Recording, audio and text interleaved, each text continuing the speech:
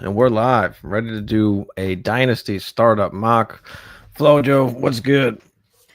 EVB, another blessed, beautiful Tuesday. We're doing a mock, and it's always fun, man. We could talk through some of the psychology and some of the process, which we don't always get to do. So, should be fun. Yeah, I mean, I've only done one startup so far this season, so it's interesting to see where some of these guys are are going to be going. I've noticed, at least so far this year, the quarterback position has been a little bit devalued. So depending on where you're drafting from, you can try and take advantage of some of the quarterbacks that fall. Here, I'm stuck in the second spot. I wouldn't say stuck per se, but um,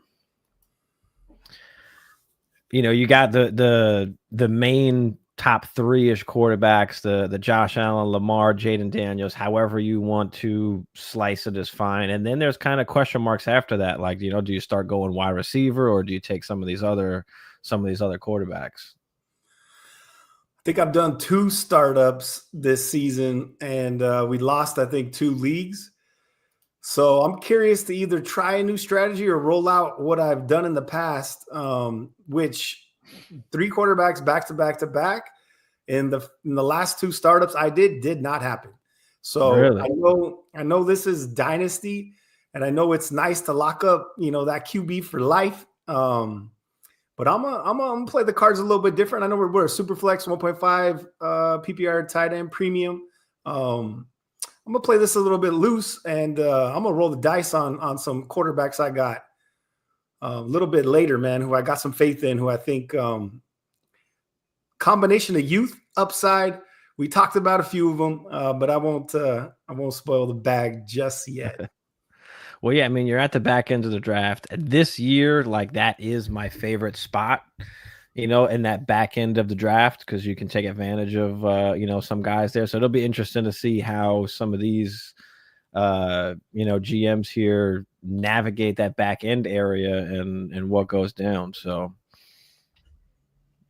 all right, Burrow goes there. We got an auto pick. All right. So let's see when the first wide receiver comes off the board. Kev, what up? Kev, Aiden in the house. What up? What up? What up, though? You got Aiden here all the way at the 112. So there goes Jamar Chase, first wide receiver off the board. There goes Justin Jefferson. And like, is that the tier break? Is it the Lamar, Josh Allen, Jaden Daniels? And then like, is that the tier break where you would go wide receiver? I mean, bro, hey, we're 2 different breeds here, and we've had this conversation many times, man. I'm more of the RB guy. Stevie's the wide receiver guy in Dynasty, right? Obviously, wide receivers have a longer shelf life. But these RBs go, man. And to me, like, I ain't mad at Chase or JJ, but I probably would have pulled the trigger on Bijan or Gibbs. I'm hoping one of those 2 fall to me right here. But I like to hold down the squad. If I'm not getting a JD type in the first 4 picks, I ain't mad at Jamar Chase. I ain't mad at Justin Jefferson, but I'm leaning Bijan or Gibbs here, possibly over those guys, man. But you can make an argument. But like, they're 100% in the conversation, and you mentioned a tier break. Like, not for me, bro. Like, to me, they're all kind of classified in that top tier, all 4 of those players. So to me, it's not necessarily a tier break with after Jamar Chase and Justin Jefferson. Yeah, I feel you. Shit, Yeah, I just feel like, for me, at least, after those 3 guys at like the 1-4, like, that's a real question mark. Like, and I lean towards going like Jamar Chase this year and waiting a little bit. Like, I'm okay with taking the wide receiver that early. I'm not taking running back that early. You got him here. You got Bijan here, or how do you say it, Bijan here at the 110. Hey, he corrected some people, right, my man? And they were saying too, like, you're only making corrections on players' names that actually are about that business. Otherwise, you're like, man, I'm gonna say his name wrong, and I don't care. But for a player like Bijan, man, you want to make sure you're saying his name right, man, because my man deserves his respect. Yeah. So then, CD goes, Bowers goes at the 112, and Gibbs. So we go tight end RB. I'm just not, even though I love, Bijan Gibbs, I'm just not an RB type early on. I kind of really want to build, and there's nothing wrong with building, around running backs like that. But, for me, I never really like how my team comes out when I take a running back that early. Well, we're at a fun spot right here, bro, because I got 3 guys that I'm highly considering. One would be an absolute reach, but for me, Genty is definitely in the conversation. And I know Yes. you don't necessarily, like maybe going RB back to back, but when you talk about tiers and RBs, right? It's Bijan, it's Gibbs, and then it's a few question marks, but Genty absolutely belongs in that next conversation in regards to dynasty RBs. And like this dude could live in that top tier for 4 or 5 years, but it's a long wait for me, and the wide receiver 1 types are going to be gone. So Brian Thomas Jr. and Puka are 100% 2 people I'm considering here. I got Puka over BTJ 100%. I guess you have to really worry a tad bit about Puka's injury history. Oh, did it auto me? Yeah, hold on. How do I stop this? Oh, shit.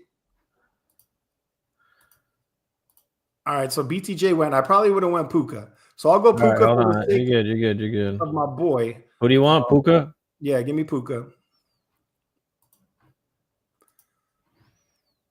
My bad, chat. You're good. Your boy's over here flapping his gums, and I forgot we got a minute on the pick. So maybe we could do a pause when it comes up to our picks a little bit, however you want to work through it. But I think, some of the logic talking through what we're considering and how we're trying to build a team, if anybody out there cares, you know what I mean? I think sometimes talking through some stuff, either one is going to talk us in or out of potential players we're targeting, or 2, one of us might reevaluate our strategy when it comes to, the approach that we're taking. And obviously Stevie's leaning receiver heavy. I wanted to get a receiver with the 2nd pick. I really wanted to go Genty. I wouldn't have been mad if I got Genty, but I think at this range, you want to lock up a legit wide receiver 1. We're talking dynasty, right? Puka lives right in that area. I think I got Puka over Almon too, and BTJ. Who you got higher, Puka, Almon, or BTJ? Puka. Puka. So yeah, I like the pick if you're going wide receiver there, because it's tough going RB. Like it's not a shallow per se. It's start. We're going based off start 10 here, so I wouldn't want to go, double RB. So I mean, Caleb is still down here. We've still got quarterbacks down here. Now it is a 3rd round reversal, so I've got to wait for this to come back. I'm just not taking a running back in this range. It's just not. There's just no way. Okay, so let's talk me through that, because you're talking what? Go back to RBs real quick. We're talking Achane. Achane's not in the consideration. Nah, not for me. I'm not taking a running back this high. Like, I know what he can do. I know he can be a top RB, but I really want to, get my value core guys, and I'm afraid of running backs because it's an injury away from you kind of just losing all of that value. So, for me, I'm not considering them personally. That's just not part of my strategy. I'd rather wait on RBs, get them later. But right here, like, there are still some QBs that are available. So can I wait on QBs and take advantage of that? Or do I go with the Caleb here? I'm not going tight end either. It's just a little too early in a 1.5. I'm just not going tight end too early. So, you're talking about between, Ladd, Marv, JSN, AJ Brown. Nico just went. Hold on, let me pause this real quick. Nico just went. I was going to go Nico. So now, I'm kind of in a bind. Like, so this is the perfect place, bro. Put your RB hate to the side. You look at all those receivers.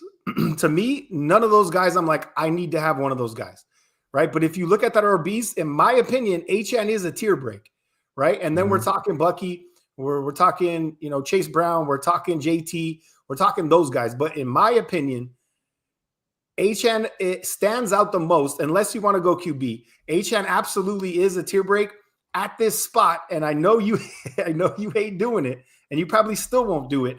But when you look at those receivers, bro, like I said, to me, there's no one that's like, yo, I need this guy. But when I look at those RBs, to me, Achane is a tier above compared to everybody else that is on the board right now. And that's 100% where I would go. Yeah, I'm just not doing it. So it's hey, I tried to QB. Chat, I tried to sell RB. And it's a tough spot. If I get my QB, I'm done getting QB and I'm good. But do I wait? Like, is this all kind of one big tier? Caleb, Herbert, May, Stroud, Kyler, you know, Baker, Purdy. Like, do I wait on QB, or you know, do I take the McConkey who everybody loves? Like, you know, do I take the Marv who hopefully takes the next step up? So yeah, it's a tough spot. Or do I just go Caleb and say and wrap it up with that? Being that I have a Josh Allen, like, I'm okay with waiting on quarterback. So exactly. I'm gonna go with McConkey here. By the way, I'm not one of those everybody loves with the value. I think we've talked about the Chargers ad nauseum. When it comes to Harbaugh, when it comes to Roman, when it comes to that O-line, when it comes to Omarion Hampton, when it comes to Najee Harris, when it comes to all the players, that defense, right? When it comes to all of this, you have to respect and appreciate what Ladd did last year, 100%, right? I'm not taking anything away from him. My man balled. He had a hell of a season. But, like, to me, he's not an alpha, bro. To me, he's not a red zone target. And to me, he's not a player that demands targets, especially when we're talking about a team that wants to run the ball and win and play defense and win ugly. See, Achane went.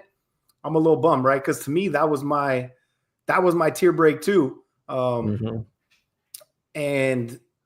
you know, look, man, like, I stand 10 down, bro. And what I talk about is how I draft, and I'm going to continue to run that table and take guys that I believe in, right? In redraft, Bucky's going, what, mid-second now? Maybe a little bit later. So is he at his ceiling? You could argue yes, right? But is he a player that down the back half, I believe he was RB6 last year, you know, his talent showed out and sent Rachaad White to the bench, right? And this dude absolutely balled. I think, you know, having Baker locked up for another 2 years, right? You got Mike Evans, you got Godwin, who obviously has some issues. You got Mbuka, you know, but Baker, most importantly, as well as, you know, what that offense has consistently shown the past 2 years. I love Bucky Irving, bro. And I think, like, he's a dude that I'm willing to roll the dice on, taking him at his ceiling, because I do believe in the talent. I believe in the situation. I believe in the team. And I believe in what this dude put on tape last year. And I ain't worried about Rachaad White, bro. I ain't worried about another RB coming in and stealing touches from him, because if you watch what he did last year, bro, he essentially sent that dude to the bench, and my man took over and took what's rightfully his. Yeah, I mean, 2 RBs on a wide receiver. So now, you know, waiting on the quarterbacks, and same thing with Matt Titan back here, CD Lamb, Amon-Ra, Achane. Like, I love that start. You know, waiting on QBs, and the QBs are falling here. I mean, that's essentially, look, man, round 4 or 5, you better not get caught slipping, right? So if you're going to play this game and you're going to wait on quarterbacks, you need to prioritize a few guys that you have in mind in these next 2 rounds. Because if you get caught slipping, it's going to get ugly. And with what we see on the board up until this point, like, I'm 100% comfortable, right? I might even go QB in 4. I might go QB in 5. I might go, but I'm taking 2 QBs in the next 3 or 4 rounds, 100%. Right. And that's kind of how I like to build my teams, especially in a startup where you're locking down solidified talent.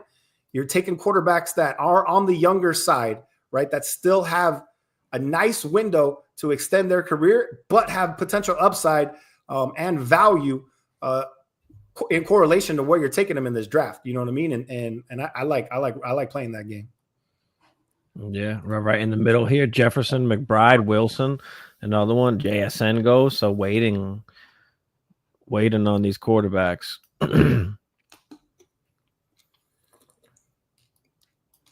There goes Hunter.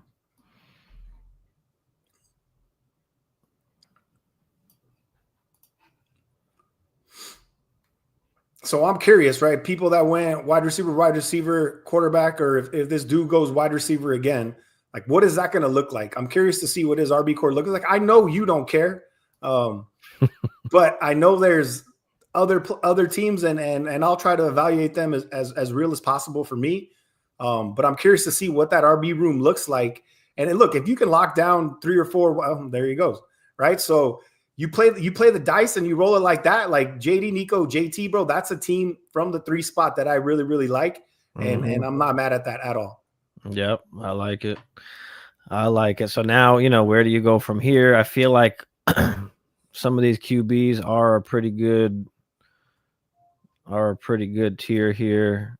RB, I don't love to do it, but you've got Tet, who rookie coming in. You've got Rashee Rice still here. So I'm gonna go with the guy I think will have a good comeback this year. And I know that he's gonna be probably, sitting down, being suspended, but I'll take the upside of that wide receiver 1 production. So I'm gonna go with Rashee Rice. Is it a little too early with a suspension coming? And Dynasty, I don't mind it, I don't care, but I feel like he is like a tier ahead of some of these other guys, at least wide receivers that are left on the board that can give you that top production. I agree, man. When we're talking Dynasty, I'm 100% with that pick, right? 4 games in the grand scheme of things isn't enough to devalue this dude. And I do believe he has top 10 wide receiver written all over him once he comes back from that suspension. And redraft, we really have to consider, especially if you can't hold suspended players on your IR spot. Like you really, really, and depending on how deep your bench is, right? Rashee Rice is a dude you have to consider potentially pushing all the way down your board based off of that exact situation in redraft. But when we're talking Dynasty, bro, like 4 games is a blip on the radar, and my man's going to come back. He's going to come back strong, 100% healed up from that. What was it, even an ACL? What was that? I think it was LCL and hamstring or something. I don't even think he tore his ACL. Damn, the fourth, boy. So it was between him, T, and Odunze. Talk about it. I'll take Ibuka. Does he start off slow? I'm going to have Rice actually, probably suspended as well. So, does that give me, a little bit to tank a little bit? And it just gives me an option now, like going forward, the different possibilities of how I can draft. I can start getting, some more guys with points, because I feel like I've got now a good core of young elite players that can last me a little bit, right? So now I can start filling in. Do I still continue to go young and just take value? Or do I start getting some more points on the board? Do I start fitting in some veterans? Do I draft some running backs? I feel like there's way too many options at quarterback still left for me to take one of these guys, because I don't care if I have either Herbert, Stroud, Love, Murray, Baker, Purdy. I don't care, for any of those guys. I'll take any of them. So I feel like I can wait on QB, especially since I have an elite one already with Josh Allen. Gives me the flexibility to kind of go a little bit ugly at really QB if I want to, for QB too. So, that's kind of how I'm thinking as of right now. I mean, look, there's few people that were high on Ibuka than you, bro. And you talked me into a trade where I actually acquired Ibuka. And after the Godwin had another procedure, I was like, yo, that price would have been a lot higher if I tried to acquire Ibuka today or yesterday or the day before, right? So, we always talk about positioning your team and taking advantage of players that you believe in talent-wise, who are going to slide in and going to have a role in a really good offense. And, you capitalize on those moments, identifying that early. But most importantly, bro, like, now now I'm sitting cozy, dog. And now I'm not questioning the pick. And now I'm not, tripping on the trade. And I feel like I absolutely dunked on that fool, because I got Ibuka for fairly cheap.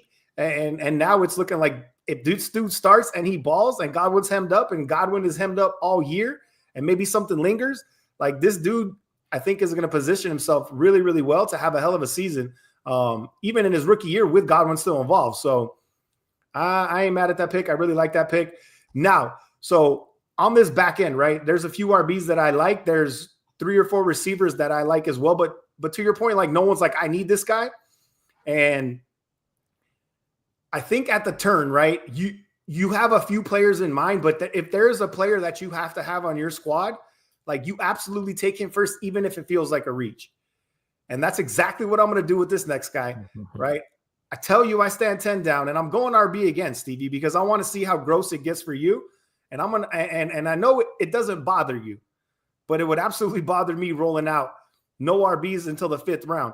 But you can say the same thing for me in regards to quarterback, right? So it just depends on where you're at, what you want to do. But I'm going with my man right here, the focal point of the running game and the probably best offense in the NFL, Chase Brown. I like it. I don't mind it. I don't mind it there. You know, for me, I still feel like there's some running backs that I can play. I don't care really about the value of the running back.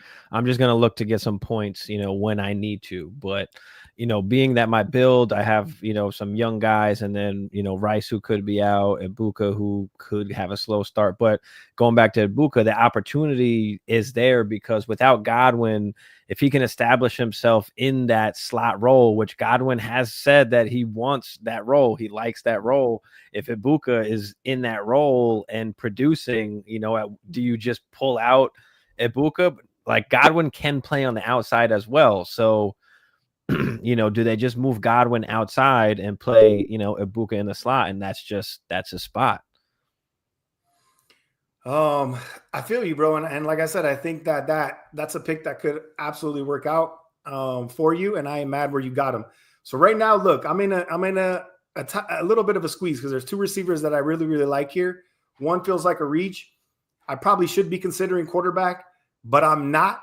So when you talk about playing the game, I'm gonna play the game, and we'll see how it turns out. Ultimately, you know, Stevie's doing what he doing RBs, what I'm doing to quarterbacks, right? And I'm gonna wait and I'm gonna play the game because there are so many guys that to me feel very similar, and there's still 2 guys on the board that I'm 100% okay with. And I look behind me, this dude already has 2, and everyone else in front of me has 1 or 2, right? So I think I'm gonna play the game on my on the turn and go QB, unless you know everyone listening is gonna snipe me, and normally I wouldn't say that spot. Or say that exactly what I'm going to do, but I'm going, I really wanted to go somebody else, but I'll go that. Okay. Yeah, I like it. I like what in the 9 slot that Mark says here, you know, Joe, Neighbors, BTJ, Odunze, Caleb. Like I love that start there. I love that start there. Titan getting his wide receivers, a RB, a tight end, a quarterback. You going heavy RB with now some, you know, getting the wide receivers in there, going to wait on quarterback. AJ Brown, Terry McLaurin, DJ Moore with Mahomes and Genty. Okay.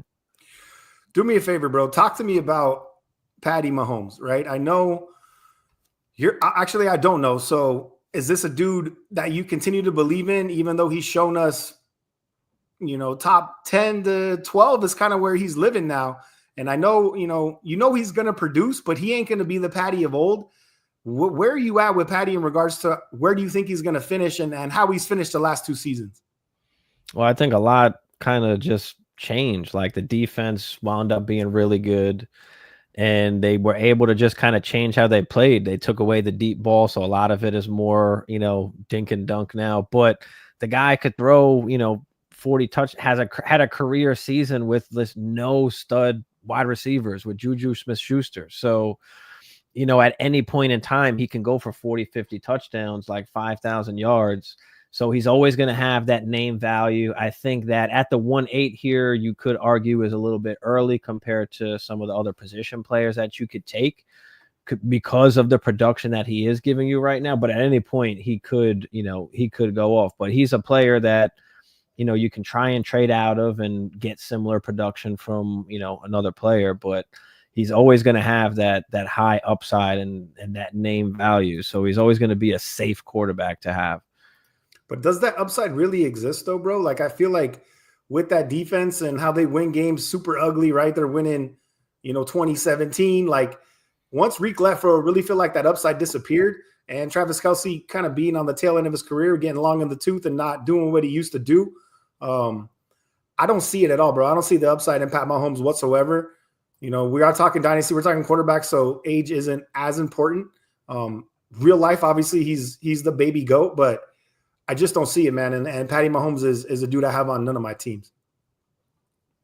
Yeah, I think gonna go Pickens here. See, that's what I was going over DK, bro. Like I really, really considered it. We highlighted Pickens on this show, bro. And and look, dude, camp starts, right? We say not to overreact, but when we're looking at this man doing work down the sideline and catching touchdowns, like what? Like to me, bro, that's gonna unlock another player that we haven't talked about quite as bit, but not a terrible target as a QB2 in Dynasty, Mr. Dak Prescott. So there's something lining up very beautifully in Dallas, and George Pickens is a part of that situation. To add on to that, bro, is they don't have a running game, right? Are we really believing Javonte Williams is going to be a thing? Like, is this dude going to be an explosive piece to where the running game is going to be, something teams are afraid of? Like, no, bro. Like, Dak and the Cowboys are going to throw the ball 35, 40 times a game, bro, and it's going to be light work, and G-Pick is about to do work.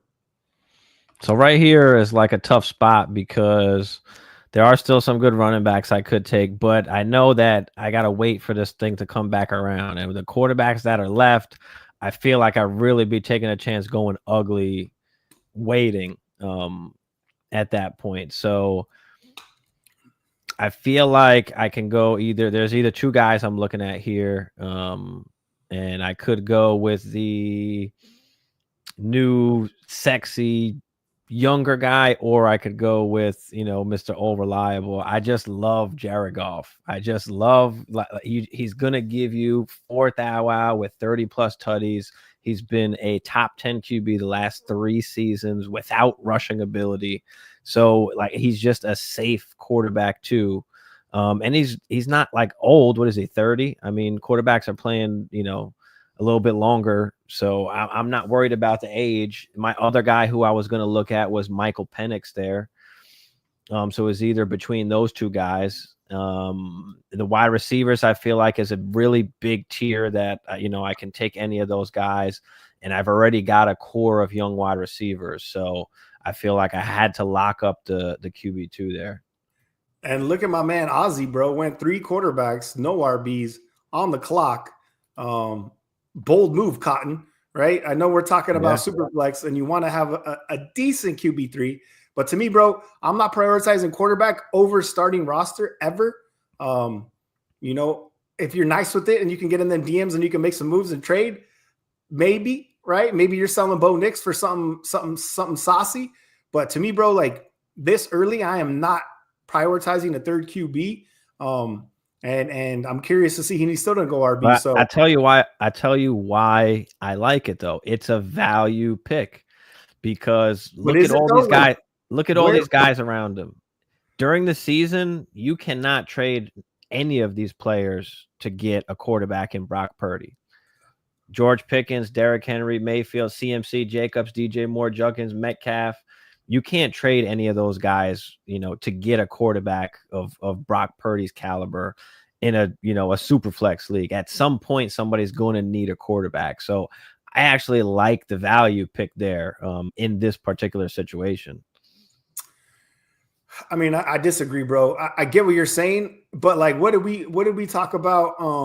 Someone wanted Omarion Hampton for Brock Purdy. But they wanted a plus on the Marion Hampton side, and we're like, nah, man, you need to put a plus on that Brock Purdy side, right? So obviously it depends on the type of players you're targeting. If you're looking to just fill out your roster and get a decent, like you think someone's trading Breece Hall for Brock Purdy? Right. Yeah, you can look at it that way too. Like, I just don't see, like, who are you really going to get? Like, damn, bro, I need a quarterback. Who are you willing to give up? You all want Marv? Nope. I want Breece. Nope. I want Rashid. Nope. I want JT. Nope. Right. So, but that could be, it could be depending on the situation. Like Brock Purdy is going to hold value. He's a guy that right now I feel like is undervalued. So number one, he's going to gain value, I feel like.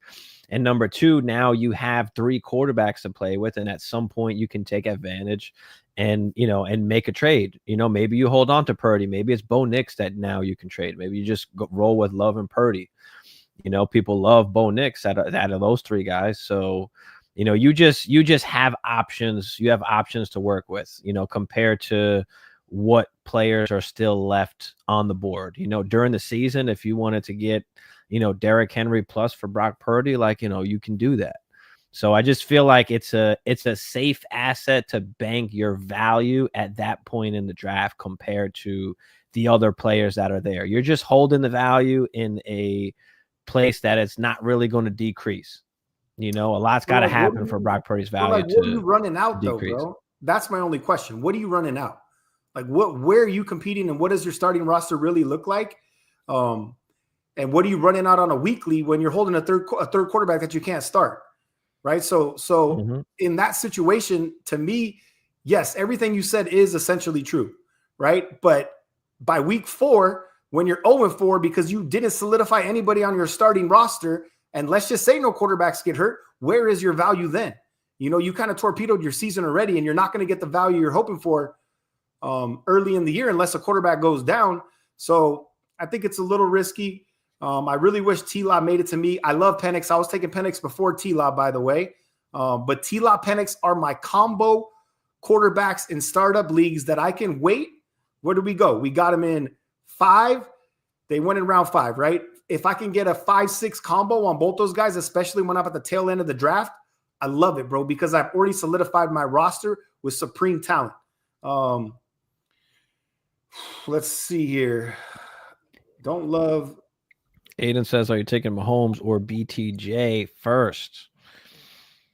That's a tough one because for me, they're kind of in the same spot for me. Like, I'm not taking them in the top half of the first, but I'll take them in the second. It's hard to not go BTJ. The value is going to be in both of those guys, but Mahomes, of course, always is the quarterback. But I feel like in this sort of year with the draft this year, you can get another quarterback just as good as Mahomes, at least production wise, if you take BTJ there instead. So I want to say BTJ.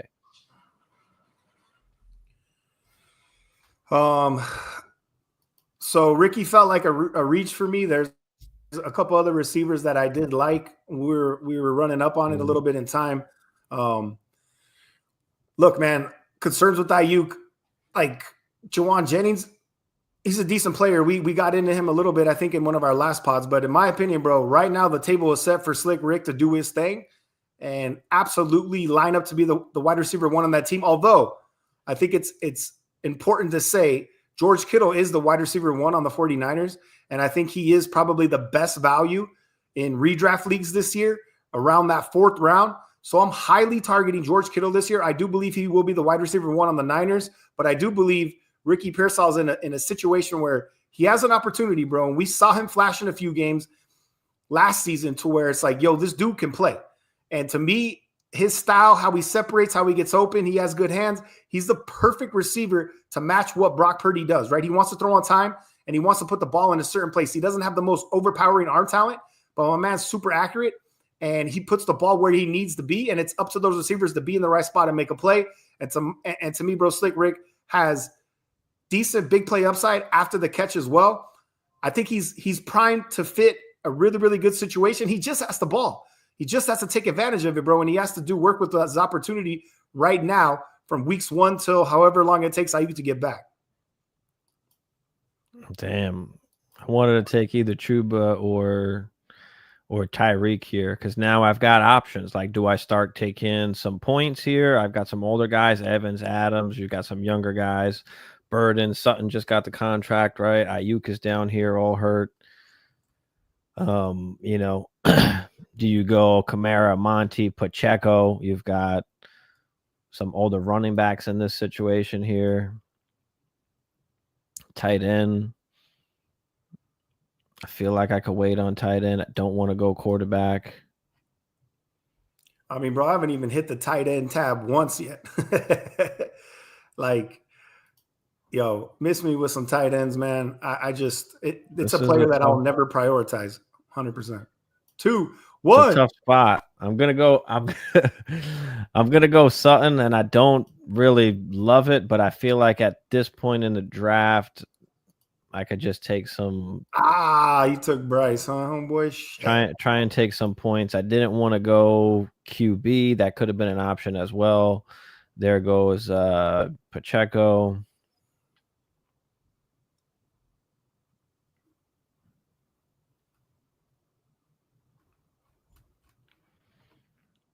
And I like some RBs here. Do you go David Montgomery, just automatic RB2 production?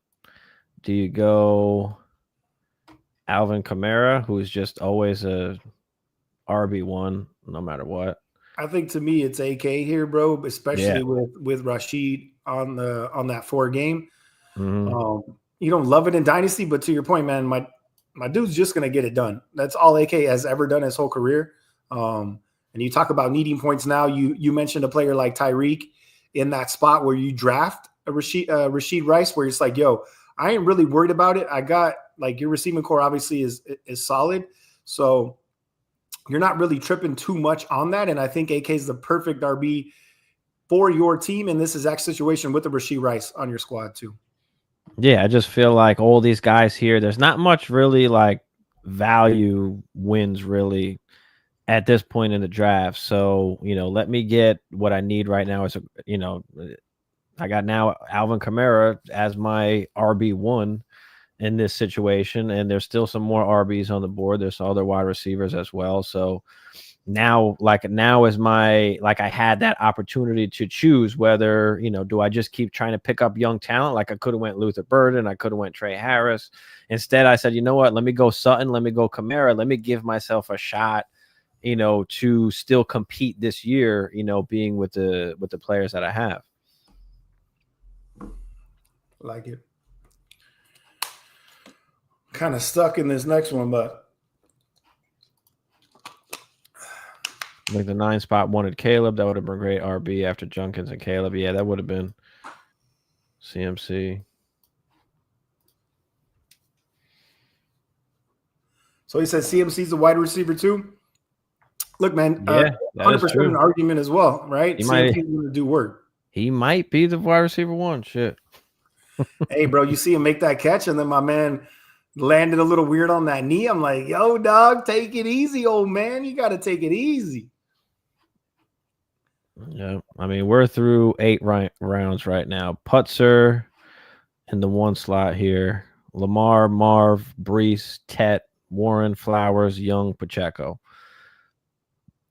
Bunch of young guys, but I mean, ready to compete. I mean, he's got decent wide receivers. He's got some RBs, so that's a good start. I don't mind that. Going a little ugly at QB2 because of the elite quarterback 1.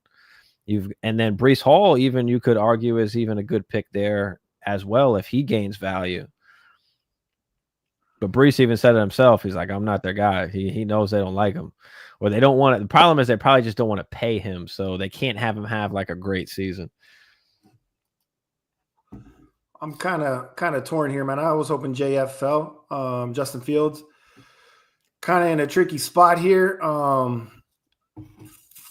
But I think I'm going with essentially the last RB who's fairly young, in a really good spot, in an offense we're all hoping to take a step forward and solidify. I know. Hey, look, DeAndre hurt me so many times, bro. But to me, like after DeAndre, there's very few RBs that I want. And when I look at all these receivers, like I would have smashed DA if I didn't have Puka on my squad, 100%. But like I'm looking down, bro, and I'm scrolling, and I'm like, dude, there's not one dude that I love here. I probably should have hit the tight end tab, but we're talking Kincaid, Andrews, Kraft, Pitts, like whatever. I was really hoping Justin Fields fell. So like if Justin Fields fell to me there, I feel solid about my 2 starting quarterbacks, right? But that's the risk you take when you wait this long and you don't get kind of like that last QB in your tier. I'm 100% fine going Matthew Stafford. I'm 100% fine going with a quarterback like that on this team. And you know what? I'll take a Shador. I'll take a player who I can, put on ice and let them sizzle and ride out until they can actually get to a spot where maybe I can use them, maybe I don't. But Justin Fields was 100% my target there when I wait this long on quarterback, and it did backfire. But now I'm chilling, bro, and now I don't got to worry about quarterback whatsoever. But I am looking at receiver again here. I don't love any of the tight ends.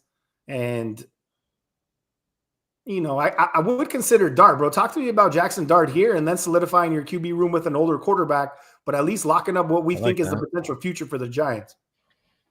I like that. And I don't know whether to believe in Dart or not. I have no idea whether he's going to be good or not. The one thing I do know is that he does have an elite wide receiver in Malik Neighbors, and just kind of how we saw everybody love JJ McCarthy and that value shoot up. I think that at some point in time, excuse me. I think at some point in time, there's going to be a situation where it is going to be similar. Like the value is going to shoot up because he's going to be a starting quarterback with a dominant wide receiver. If people expect Malik Neighbors to do well, they're going to expect the quarterback to do decently well as well. So, that's my take on Jackson Dart. I don't know how good he's going to be, Can you but pause this real quick, Stevie? yeah. Oh, because so here's my logic, bro, is everyone has two quarterbacks, right? For me to take a player like Jackson Dart here, I feel like he'll be on the board. Obviously, we have a dude that already rolled the dice with three quarterbacks. So there is potential to lose him. And if I lost him, I wouldn't be I wouldn't be sad about it. But although everything that we both said in our last piece in regards to what can potentially happen with Jackson Dart, like, do you force a quarterback when you know that all teams have two quarterbacks already, right? But I see nothing at the wide receiver spot that I'm like, yo, I need to have this dude on my team. I do like Trey Harris a lot. I know you're not the biggest fan. You could talk about Keon, like, Ridley's going to be a good player. I like Debo. I don't want to give away all the players that I like, but there isn't essentially one player that I love here that I feel like I need to have. So that's why I wouldn't be mad at Jackson there. But I feel like if we're playing strategy with the board, that is not the correct pick here. Would you agree, disagree? What are your thoughts? It might be the correct pick, man. It might be. Unless you go Ayuk, I feel like Ayuk is one guy that can definitely gain in value that is left on the board. I got Slick Rick, though. I would either – I don't care who – doesn't matter really that you got Slick Rick. It's just a tier break. Value, and then you could just, you can move him for something else that you want at that point. But, yeah, for me, it's either between Dart and Tua here. I mean – like I would want to, Tua tag, or if you don't want Tua, then you could get, Stafford. But Tua is young enough where, like, if he plays well enough and, people still like him at least, and he could give you good production. I mean, he did lead the league in passing yards, not that long ago. So, he's a guy that can play. So, I don't like to gamble too much. Like, I'm okay with waiting on quarterback, but at this point, with what's left on the board and you've got to wait for this thing to come all the way back around, like people are going to start to take, three quarterbacks. And then you're going to be, Russell Wilson, who might not even play the full season, Aaron Rodgers, same thing. So it's going to be, it's going to be tough. I'm all about going ugly, but at some point I do want to, feel so like what are your thoughts on Anthony Richardson, bro? Do you think he's got life? I mean, he's got an opportunity, so he better take advantage of it. He's on a short leash. So, if he can stay healthy and, hit the side of a barn with football, then maybe he'll be all right. That's another problem, bro. What do you want here? Put me in for let's do, for the sake of, if this was my actual team, put me down for Stafford, and I'll roll the dice and see who I can scoop up young after this, just because I want to lock up that. For one, that stack with Puka, right? And for two, I'm a solidified, like, I think Matt Stafford is the top 10 to 12 quarterback this year. No doubt, 100%. With DA on this squad, to me, Matt Stafford is a dude. Yes, we're drafting a startup dynasty team, and this is not an ideal quarterback. But you talk about a player like Matt Stafford and Dak Prescott. These are two dudes I'm 100% okay with as my QB2, because I know that they're going to produce. And if I know that they're going to produce, I'm going to be winning games. And if I'm winning games, I'm on my way to the playoffs in a chip, baby. And that's always priority uno, whether you're playing Dynasty, whether you're playing redraft, whatever it is, bro. We're about chips and trying to chip up and win some damn money and talk shit to your league mates, man. So I'm 100% real life. This is exactly what I would have done.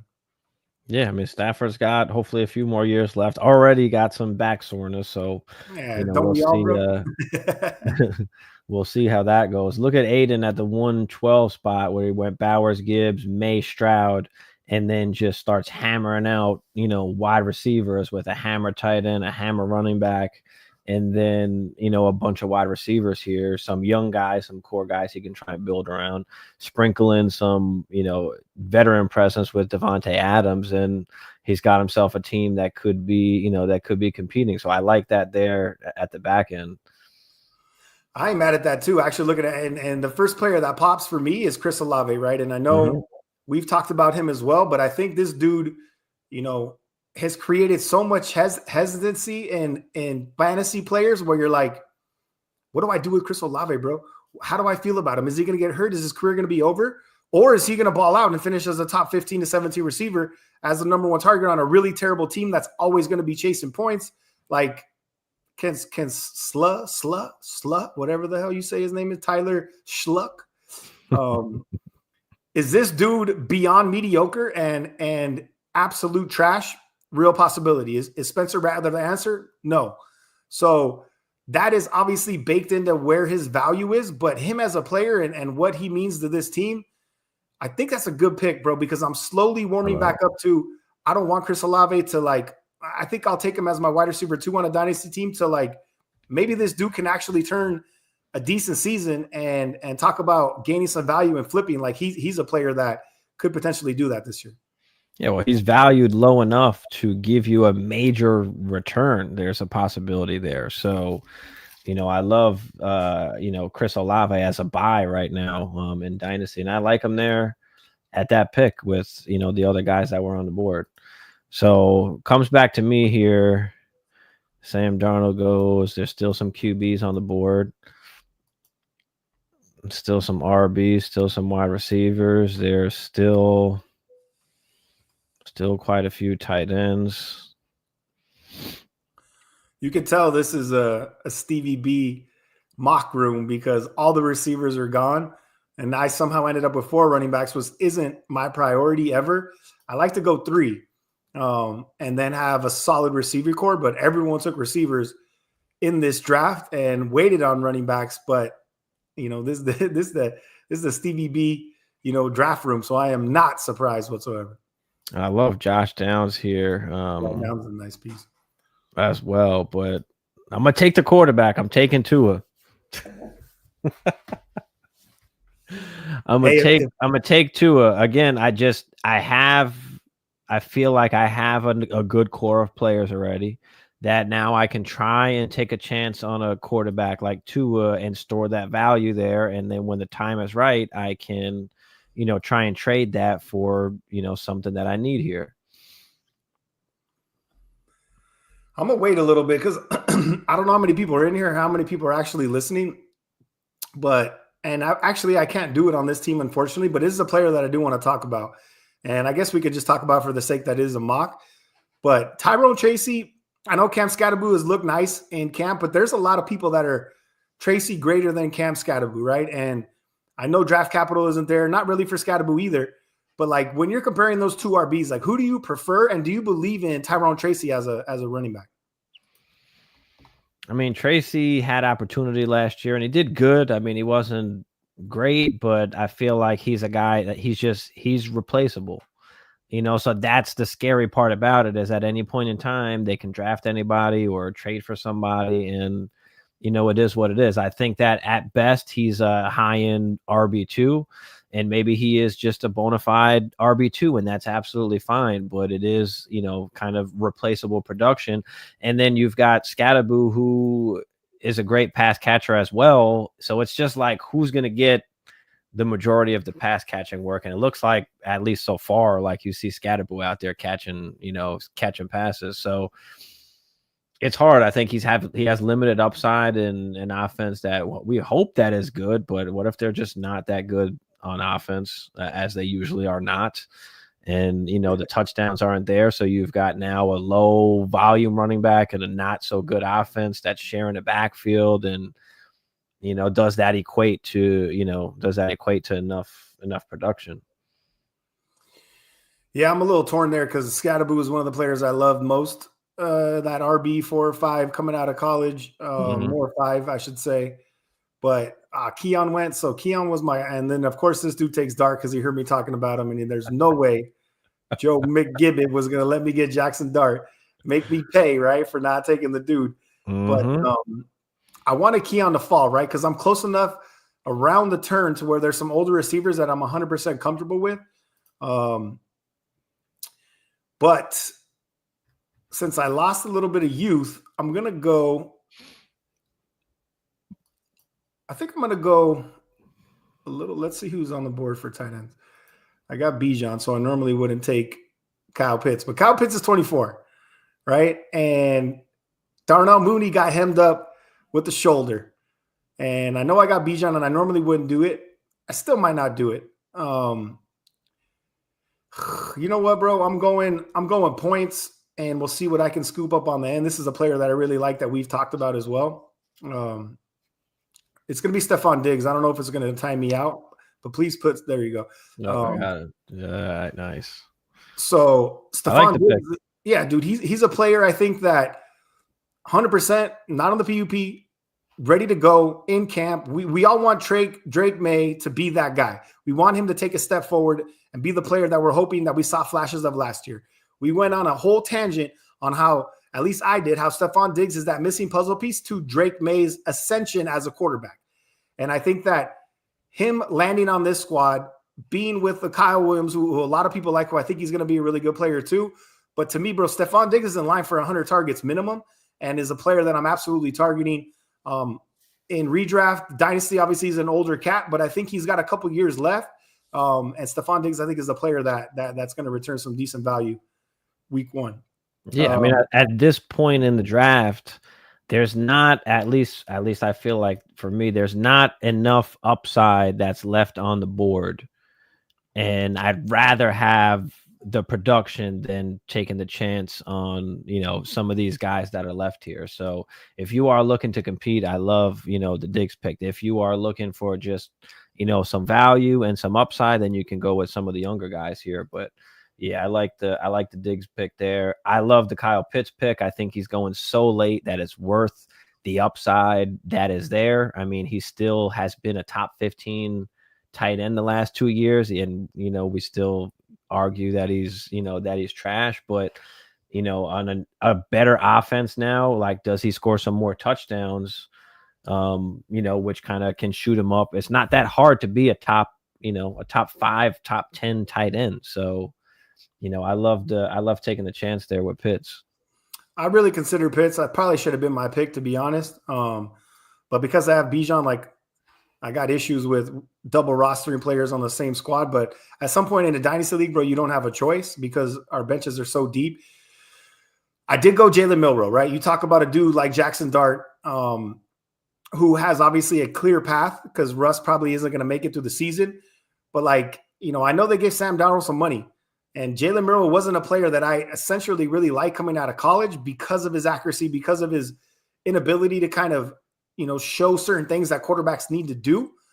But, dude, when we talk about fantasy, right, you talk about a Justin Fields and you talk about a player that, like, he's going to run. He's a cheat code. That's what we want quarterbacks to do. Like, Jalen Milroe might be as close to or as good as an athlete as Lamar Jackson. I'm not saying they're a similar player in regards to running style, but Jalen Milroe is a dude that can house, bro. He can hit the corner and he can score a touchdown from 70 yards out. And we saw that in college.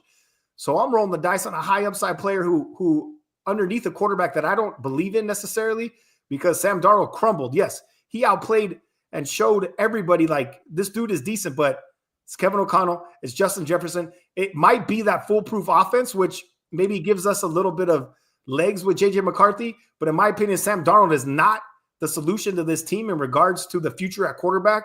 And I'll roll the dice this late on a player with upside like Jalen Milroe. I'm okay with it. I just don't believe in it. It's just. Oh, I forgot we're done here, huh? I didn't even. Yeah. I didn't go too long. I figured 12 rounds was decent enough. Song, what up, Song? Kevin said Milroe equals upside. He's worth a shot and the chance at this point. At this point in the draft here. There goes Jacoby Myers. So now I've got. I like Jacoby. I would have probably picked Jacoby if I looked at where our benches were. Because he's going what, wide receiver 30 or 40 between there, and he's like finished, in the 20s every single year. Like, he doesn't have upside, bro, but my man's going to be consistent and he's going to get you the 10 to 8 to 10 to 12 to 15 points every single week. And he ain't sexy by any means, bro. But I think he's a player for your, second, third or fourth flex where you're like, hell yeah, Jacoby's gonna ride out and do solid for me. So hopefully this lines up perfectly because there's one tight end that I do want. So I can officially fill out my roster. So we'll see how that looks. And yeah, I mean, we're starting to get thin, starting to get, do you get ugly at tight end? Do you go with some production? I'm gonna go with Evan Ingram here. Come on, dog. No. I don't have a tight end yet. I was trying to go with Ferguson. I figured I'll wait till the next, to the next slot here, and take Ferguson. I know he just got the contract, so I love the Ferguson pick there. And I'll take the points here with Evan Ingram. There's not a ton of, at least I feel like, great youth. You got Ferguson there. You've got Arroyo there as well. But I need something that's going to give me points, as well. So went Jordan Mason at running back. And there's still some guys here, that I could go running back on the way back here. So overall, I like how my team wound up playing out. I feel like I can also compete, and even waiting on running backs, I feel like I'm decent enough here. And then, of course, I'd probably hammer out a bunch of running backs after this as well. Of course, Stevie takes the tight end that I've loved from the beginning of the year. I think he has a top 5 finish in him. You talk about yards after catch. You talk about not really being the most explosive anymore with what he does from a yards after catch standpoint. But I think that was also how they utilized him in the Jags, right? So if he's playing that joker role, Evan Ingram is a good athlete, and it's been soft tissue injuries that have catapulted it or actually sunk his seasons in the past. And health is a concern, but I think in that joker role with Bo Nix, bro, with just Cortland Sutton, right? We're hoping, some of these dudes can take a step in regards to who's in their receiving room. But I think Evan Ingram is locked in, bro. 90 catches, 100 catches potentially. And he just feels safe, bro. And it's a player that I absolutely 100% am targeting this year. In redraft and Dynasty, I don't care, bro, because I think he has a top 5 finish in him. Yeah, I like it. Let's go over some of the teams real quick here. Putzer, I feel like the Anthony Richardson and the Ferguson picks are my favorites. I feel like they're just great values for where you have them, for where you got them in that 1-1 slot. So overall, I like the team. I like the team there in the 1 slot. Maddox, we've got some running backs, JT, Kyron, Henry. He's got Nico, Cheetah, Shakir, and Myers at wide receiver. We've got Jaden Daniels and Sammy D. So look, I'm a RB fan favorite. I love Nico, bro. I had Nico at 3 this year in my redraft rankings. I think Nico's an absolute stud, and he's going to ball. You talk about over-unders in Vegas, bro. I think CJ Stroud is close to 4,000 yards, 3,800. He's going to throw the rock, bro. And they got 2 rookie receivers. CJ Stroud, in my opinion, is another late-round quarterback. Maybe not, when we're talking super flex, it changes values. But when we're talking single QB, I'm punting and I'm waiting for, either a Bo Nix. I'm okay with the CJ Stroud. Obviously, if we're talking 6-point passing touchdowns, it elevates CJ Stroud's value, in my opinion. I think, let's see, what receivers went before Derrick Henry? So DJ Moore, DK, and Olave, right? So in that situation, I don't mind it because Derrick Henry is going to be top 5 to 7, in his sleep. That's what he does. But it just feels a little bit too RB heavy, even though you got Reek and Nico. I would have probably, if I could have, you got Pickens. I would have went Pickens, right? So if Pickens is on that squad instead, I might be enjoying it a little bit more, but it just feels, and you could, say the same thing about my squad, bro. I took 4 RBs too. But for your wide receiver 2 to be Tyreek and then Shakir and Jacoby, I would just, in a dynasty league, I would hope that there would be a little bit stronger of a wide receiver 2 on this squad would be my only critique. Yeah, I love the Nico pick, and then I do love also, I like the Cheetah pick and the Kittle pick. I think you got them at good values, so I don't mind it. I think he stood 10 down in his build, right? My man's competing. He's trying to win this year. So actually, when you put it that way, the Derrick Henry pick makes sense. And it's I'm a squad that's competing this year and I'm trying to win. I'm trying to catch my winnings, and I'm going to dip out this league when I got Derrick Henry Tyreek Hill and George Kittle on my squad, and someone else can take over my team. So that's a win now squad. Yeah. Lex here. We've got Burrow and Mayfield, Hunter, Golden, Higgins, Judy, Debo, Kincaid, Tracy, Kyle. What? The only thing like that with this team is like Debo just doesn't fit the build. It feels like I feel there's just a lot of young guys. Like maybe you could have got some more production. Like, are we competing year one here? I mean, I feel like that's the reason why he went Debo, to try to get some production this year because of, Matthew Golden, Higgins. Like, I love Higgins too, bro. I think Higgins is going to produce week one as well. But I think Debo was the play there in regards to like, let me get some production and let me see what I can do on a weekly basis. But I think if you're going to go young and this is your build, bro, like maybe fully commit and just go youth and ride out and see what your squad can do in regards to competing throughout the season. But I ain't mad at the squad. I'm not a big fan of Matthew Golden though. What are your thoughts on him?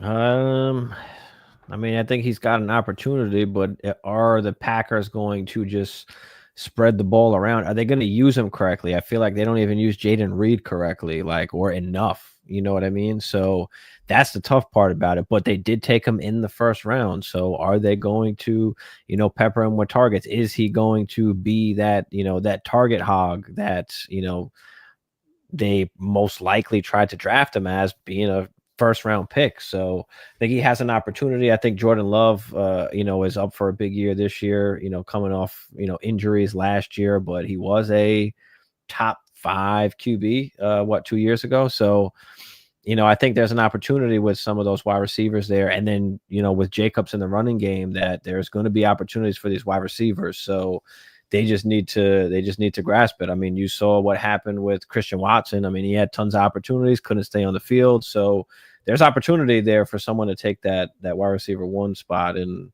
Green Bay. Word.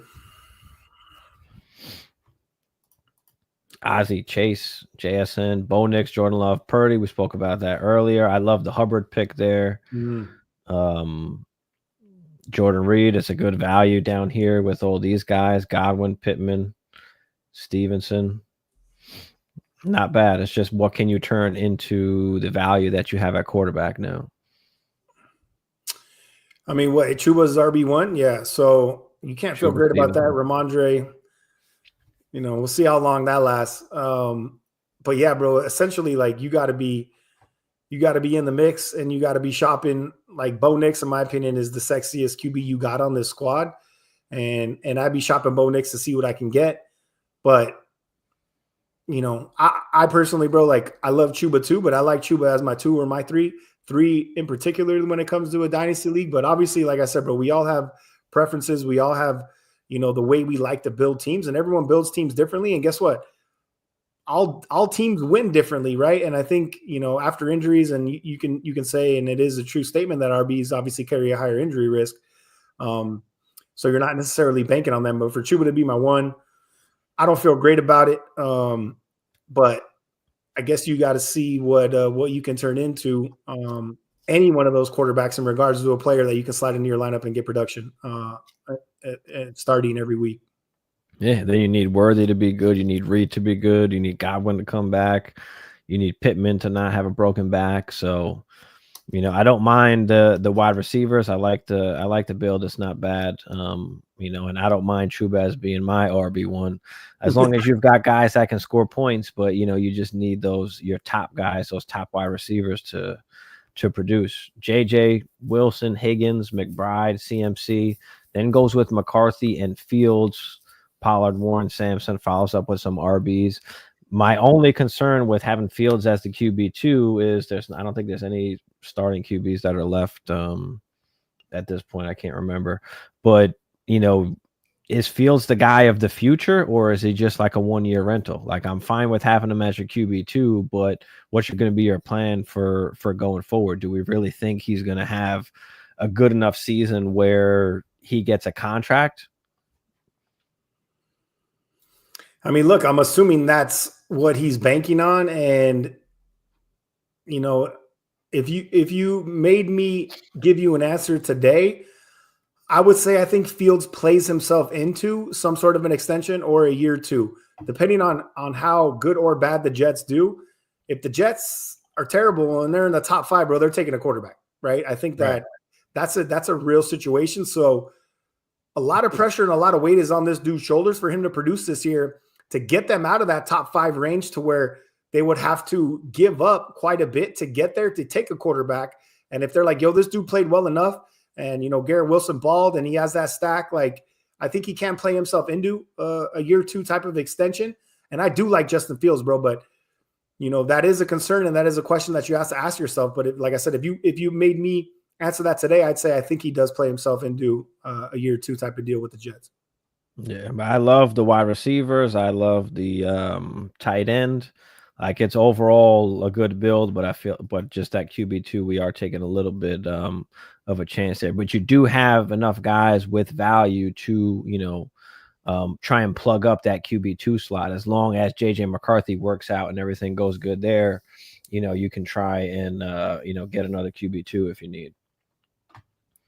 Hurts, Herbert, London, Trey Harris, Coleman, running backs, Barkley, Jacobs, Harvey, Walker. I mean, just too many running backs, I feel like, here.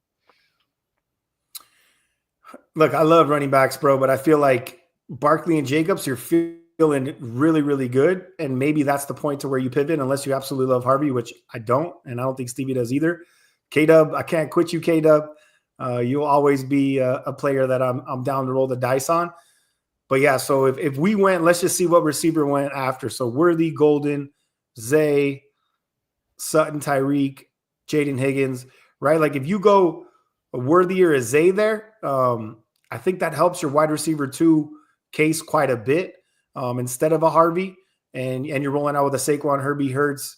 You got Hawk, who Stevie likes. I like Trey Harris a lot. And you went double tight end when you went likely, but yeah, Trey Harris and Coleman as your wide receivers 2 and 3 is not pretty. Your running backs have to smash. Yeah, because we got to start 3 wide receivers, right? So I think it's all depending, bro. Mm-hmm. But yeah, I think maybe a little too RB heavy in that middle portion of those rounds. Mahomes, Cam Ward, and Geno, Genty, Caleb, Scatterboo, Connor, AJ Brown, Terry McLaurin, DJ Moore. Batch, Andrews at tight end. I like it. Andrews is a huge value. I mean, I'm pretty sure. I think he led tight ends in touchdowns last year with 11.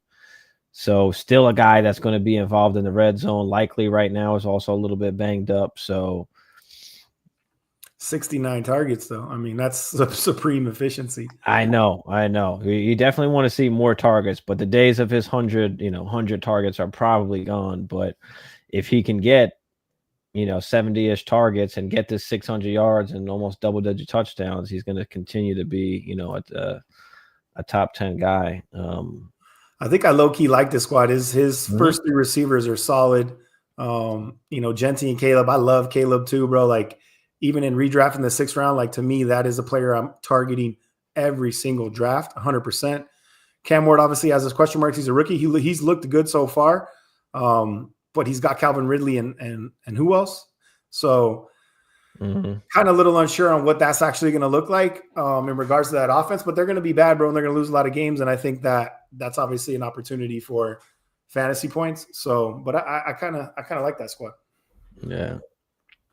Joe, Neighbors, BTJ, Odunze. We talked about this earlier. Caleb, T-Law, Jackson Dart. I mean, I love it. Judkins, Cook, Sharps. Mixing Evans and Ayuk in there for some veteran points. I like it. I like the squad. I like how they built it out. I don't love the Jonnu really at tight end, but I think there's still some other options if we were to continue to go some rounds. So yeah, I like the squad. Judkins as my one, or James Cook as my one. I don't love, but obviously you got to love that receiving core. You got to love the quarterbacks. Or I believe in both Caleb and T-Law. You got Evans to produce. To me, it's a little too light at RB, but Neighbors, BTJ, Odunze is a nice 3-pack 100. We'll go to the last 2 and we'll go over ours quick. CD, St. Brown, Achane, Laporta, Murray, Dak, Devonta, Brian Robinson, ETN, Jennings, Joker, Ridley. Okay, I like the squad too. You got 2 top wide receivers, you got a top RB, a top tight end, locking into, top 15 in production quarterbacks. I like that as well. And then, you got Devonta, Jennings, Ridley. I like the squad. This is a good, I think this is a good build. I'm with it. I just think Dak feels like he went a little early, and I would have liked to have went a K-Dub or somebody else as an RB where Dak went, and then got a quarterback a little bit later, like say a Stafford, right? You get a K-Dub instead of Prescott, and you get a Stafford instead of a Brian Robinson Jr. Like, I like this build way, way better. But CD Amon, Achan, Laporta. Look, man, when you go tight end, that early, you're hurting what your, wide receiver RB room is actually going to look like. But, I do like the squad. I just think you give me a K-Dub instead of Dak right there, and you give me a Stafford instead of a Brian Robinson or ETN, I'm feeling it. I just can't see. I'm the opposite. I love the Dak pick there because he's the last top end quarterback. We haven't seen a top 10 season from Matt Stafford in 5 years, right? So and he's a little older, so there are just some chances that you're taking with Stafford where with Dak it just feels way more comfortable, especially with the quarterbacks that are left on the board after Dak, because then you're talking Cam Ward, Bryce Young, Fields, Tua. That's a big cutoff at QB after that. So I love actually going Dak there. I don't mind that. I don't mind that at all. Maybe instead of Devonta, you could have went Cook, Walker, and then took a wide receiver on the way back. But I'm the opposite there. I actually like it. But either way, I mean, it just depends on how you really want to go with your QB2. I'm all for going ugly with Stafford at QB2 when you can, but in this situation where you have an opportunity to get Dak, I like Dak. I mean, and what, Dak's 30, Stafford's 37. Dak's 32, so he's getting up there. He's getting up there as well. But I feel like Dak is still at least giving you the elite production where we haven't seen elite production from Stafford in a while. I mean, look, man, I think the way you broke that down, I think that does make sense. I guess I'm along the lines of if I'm getting a quarterback that's 32, 37, to me, bro, you have a little more longevity with Dak, and I think you make a decent argument because I do feel like he has shown us that. And he obviously, because he has done that in more recent years than Stafford, that is a decent argument. But I do believe with the addition of Davante Adams, bro, I feel like Stafford's about to unlock, a season that we haven't necessarily seen from him in the past since he had maybe Calvin. And I do think the DA addition, man, is going to solidify this dude and keep him in that top 10 and possibly finish higher than Dak, depending on how everything shakes out. But I think the DA addition, in my opinion, is what has me sold on Matthew Stafford for at least another 2 years. I feel that totally, but that's the thing is we're being sold on it when it is the best case scenario and everything has to go right because we just haven't seen. I mean, he had Cooper Kupp and Puka, and he still wasn't giving us, top quarterback production. So I just feel like with Dak, I mean, throw out the age. We know if Dak is healthy, he's giving you a top 12 season easy. I mean, but DA ain't Cup though, bro. That's the deal. I know, but still, again, right? We are, we're convicted that okay, Stafford is going to give us this huge season, and I like Stafford this year. I think he does give us a big season, but again, everything does have to go right, and I feel like Dak is safer. What do we think, chat? We think Dak or Stafford? Let me ask you this: what does Davante Adams do? Probably better than anyone in the NFL. Just about almost everything. So that back shoulder, right? That red zone threat. And to me, bro, there's few people that throw a better back shoulder than Matt Stafford. Mm-hmm. So I just envisioning what that looks like, bro. I'm sold, obviously. But I do feel you, right? There is, when we're putting everything together and everything has to hit and everything has to hit perfectly, that's a little bit risky, bro, because it doesn't always happen in fantasy. But I just believe in those two players. I feel like the connection is going to be live. And I feel like Puka's going to eat too, bro. And I just feel like the Rams are a dark horse. Not even a dark horse. I bet you they're the favorites to win the NFC West. You know, they gave people problems last year in the playoffs. And I just think like with McVay and the window that they have, they're win now, bro. And they're going to be chasing heavy. And I like, and that defense is nasty too, bro. So, you know, I don't know, man. But you made some good points with Dak, and I think I'm on board. I'm on board. Like, don't get me wrong. But if I've got to choose, it's either the emotion and the want of Matt Stafford to put up a great season, or the just looking at the numbers and the statistics and knowing that Dak is going to give me that great season. You know what I mean? And we love Pickens, bro. So like, you know, yeah. I'm torn, bro. Give me both those guys in all of my redrafts. I'll just shuffle back and forth between Dak and Stafford, bro, and watch both of these dudes, you know, have top 10 seasons, hopefully. But you make a good point. Yeah, Aiden, we spoke about this team going heavy at that wide receiver after going elite tight end running back, snagging up the QBs early, going with Tom Brady to end with the GOAT there. I like that. But I like the team. You know, you don't have that stud wide receiver, but you've got some, you know, solid wide receiver twos with some high-end wide receiver true production. You've got a guy in Olave who could be elite or at least gain value. So I love, you know, I like the way that that it wound up turning out with going Gibbs early. I actually like how the team turned out. I wasn't sure, you know, if I'd like it, because how does this team look if you've got, you know, Puka there or BTJ or Amon-Ra with May and Stroud? But then what do your running backs look like? I mean, I think I like it. You commit to a Bowers, bro. Like I can't do it. And I know he's a special player. You know, Trey McBride, in my opinion, is a little bit better value if you're going that early, but I just cannot build a squad with a tight end being my first round pick, because it creates a lot of challenges, bro, but it also could work out. You know what I mean? But it's just, for me personally, it's not something that I can do. And it fully changes the type of build that you can have.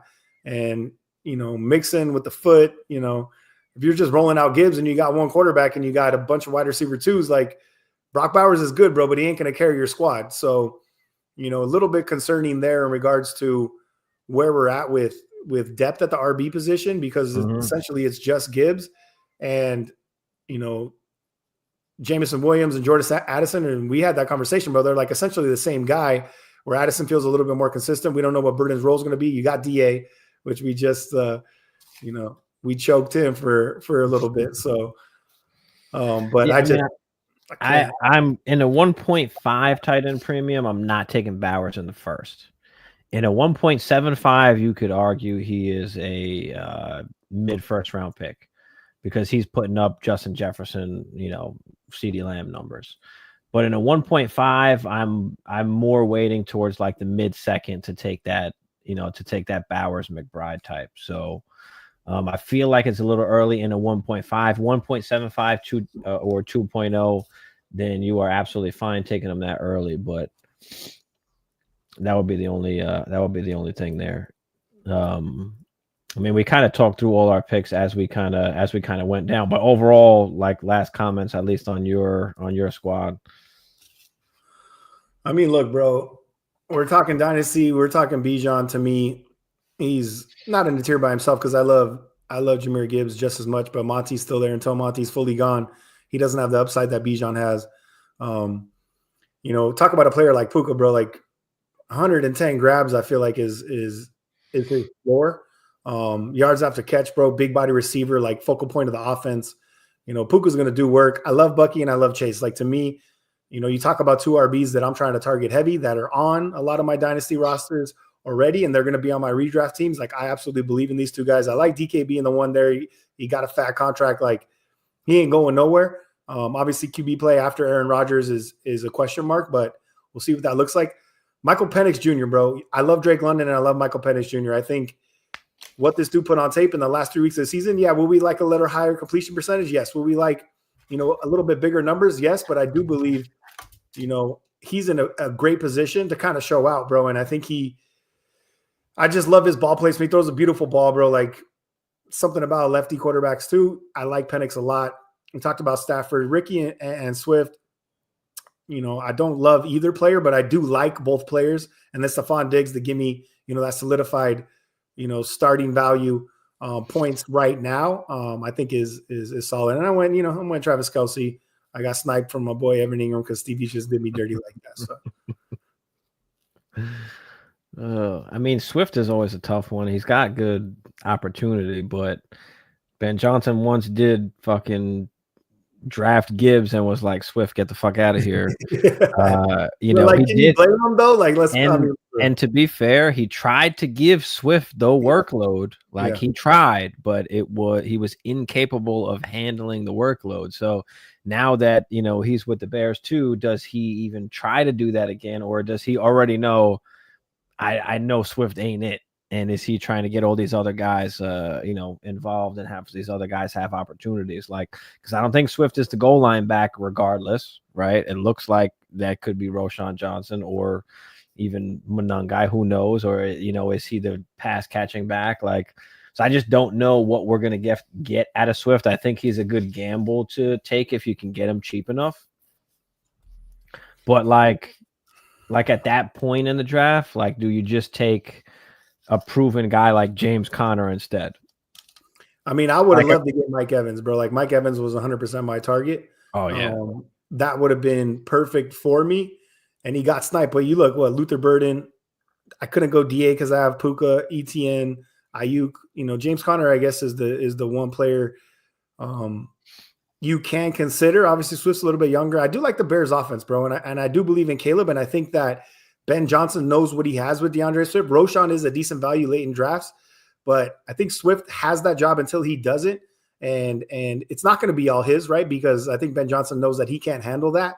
But I do think if we believe in the Bears and we believe in Caleb and Ben Johnson and that offense transforming into, the Detroit Lions light, I think Swift's going to have a decent season for sure. I mean, he's going to give you a wide receiver too. I mean, he's going to give you RB2 production. He's been RB2 every single season. So, he'll give you decent production for sure. And then going back to my squad, yeah, I mean, I like how it actually turned out, and then I would have hammered running back for the rest of basically all my picks. I would have felt good about it, but yeah, I mean, I've got some QBs. I've got some value in QBs that I can move if I need to.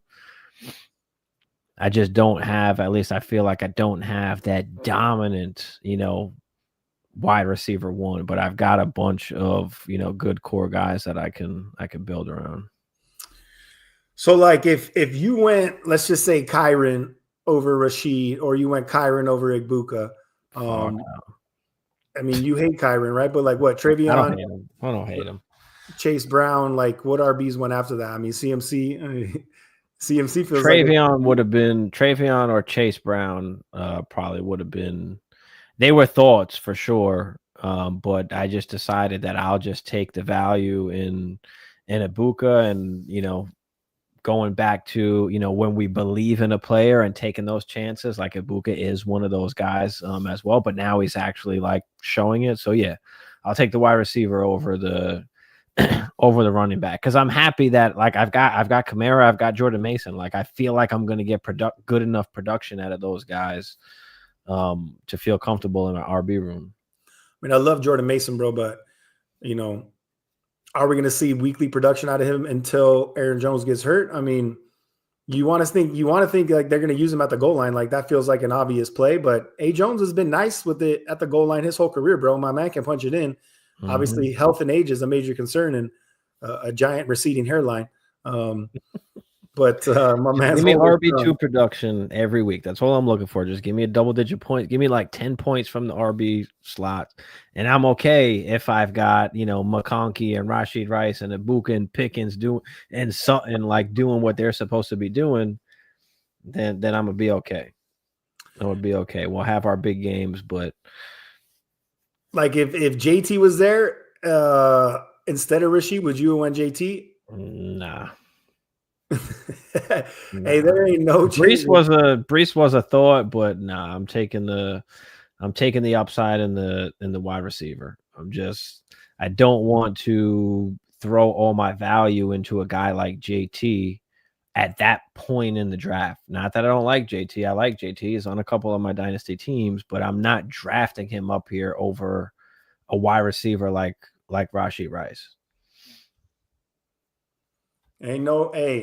Chat, ain't no change in Stevie B. My man is 10 down with the middle fingers up to the RBs. Steal the draft. I mean, we spoke about everybody's pretty much good picks that we kind of like. Maybe Kittle. I mean, yeah, I was just gonna say Kittle. I mean, I really like Kittle. I think Dak down here is a good pick too. I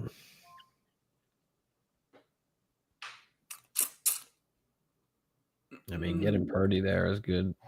Even Penix, I feel like those are all good. Quarterbacks were definitely good values. Like the quarterbacks fell. Waiting paid off. Yep. I mean, the Pitts, I love the Pitts in the 11th. Like, I should have went Pitts. The Chuba was a good pick there too. I like the Chuba pick because I would have went. I was gonna go Chuba in the 7th. Yeah. But yeah. All right. Any questions, guys? Throw them out there quick before we get out of here. Appreciate everybody for coming out. Smash that like if you're new. Smash that subscribe. But yeah, I think that was good. I mean, I think I've got one more Dynasty startup that I'll be doing this year. So yeah, it's always fun. Always fun to get in here and do some mocks but it's like I feel like most dynasties are already done, bro. So I think at some point we got to transition into redraft. I know that ain't Stevie's bag, and maybe you guys don't like to talk about it. But I think for most people in the fantasy community, redraft is on deck. During the season, yeah. I mean, but I mainly at least on the lives try and stick to Dynasty. During the seasons, we'll get always to start sit questions and redraft questions, and I don't mind answering any redraft questions. Just be specific when you ask the question so that we can, answer it properly, whether it's Dynasty or Dynasty or redraft there. But all right, let's get it. Yeah, we're a month away. I know, Kev. The time is flying by, but Hall of Fame game. Let's go. Yep. All right. Appreciate y'all. We'll see y'all next week. Peace.